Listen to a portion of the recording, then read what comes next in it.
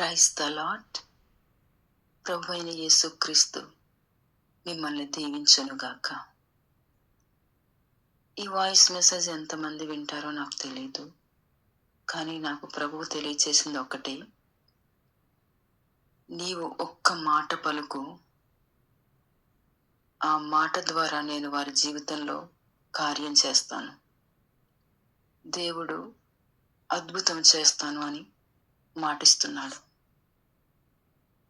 కనుక అధైర్యపడకుండా వినండి.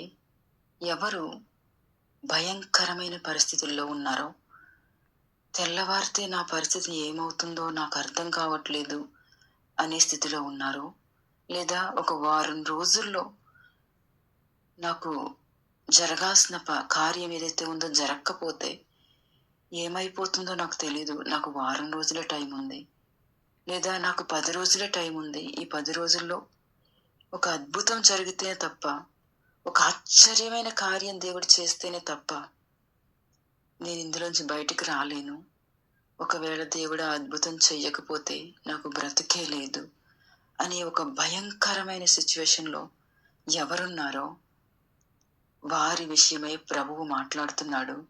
ఖచ్చితంగా 10 రోజుల్లో, వారం రోజుల్లో, లేదా ఒక్క రోజులో, ఎవరికి ఎన్ని రోజులు గడువుందో అన్ని రోజుల్లో ఖచ్చితంగా నీకు కావలసిన అద్భుతం ఏదైతే ఉందో అది నేను నీకు చేస్తున్నాను అని దేవుడు మాటిస్తున్నాడు. ఆ అద్భుతము, ఆ ఆశ్చర్య కార్యము చేసినప్పుడు నీవు ఆశ్చర్యంతో చూస్తావు. ఎందుకు అంటే, ప్రభువా ఇలా కూడా అద్భుతం చేస్తావా నువ్వు? ఇలాగ కూడా అద్భుతము ఆశ్చర్య కార్యము చేసి భయంకరమైన ఈ స్థితి నుంచి నన్ను విడిపించగలవా? నీకు స్తోత్రములు ప్రభువా, నన్ను ఎంత ఘోరమైన స్థితిలోంచి విడిపించావు, నీకు స్తోత్రములు ప్రభువా అని దేవుణ్ణి నువ్వు స్తుతిస్తావు.